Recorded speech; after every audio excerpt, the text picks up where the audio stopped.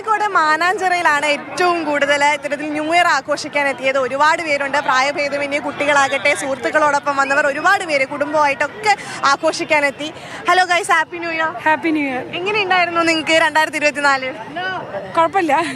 അമിത പ്രതീക്ഷകളൊക്കെ ഉണ്ടോ 2025? 25 ഒരുപാട് പ്രതീക്ഷയോടെ കാണുന്ന ഒരു വർഷമാണ്. 2025 പ്രതീക്ഷിക്കാത്തൊരു ഹാപ്പിനെസ് കിട്ടുന്നുണ്ട്. ഈ രാത്രി എത്ര മനോഹരമായിരുന്നു. അപ്പൊ തീർച്ചയായിട്ടും എന്താ മാനാഞ്ചിറയിലോട്ട് വരാൻ എന്താ കാരണം? ബീച്ച് നമ്മളെ ഒരു ക്രൗഡാണ്. പിന്നെ ആണെങ്കിൽ ഇവിടുത്തെ ഡെക്കറേഷന്, ലൈറ്റ്സ്. എങ്ങനെയുണ്ടായിരുന്നു 2024? അങ്ങനെ വല്ലാതൊരു സന്തോഷമൊന്നുമില്ല. ഈ 25 നല്ല 25ലാണ് പ്രതീക്ഷ മൊത്തം. അതെ. എങ്ങനെയുണ്ടായിരുന്നു 2024? 2025 എന്തൊക്കെയാണ് പ്ലാൻസ്? എങ്ങനെയുണ്ടായിരുന്നു ചേട്ടാ 2024? കുറച്ച് മോശമായിരുന്നു. ഇനി 2025 നല്ല പ്രതീക്ഷയിലാണ് നിൽക്കുന്നത്.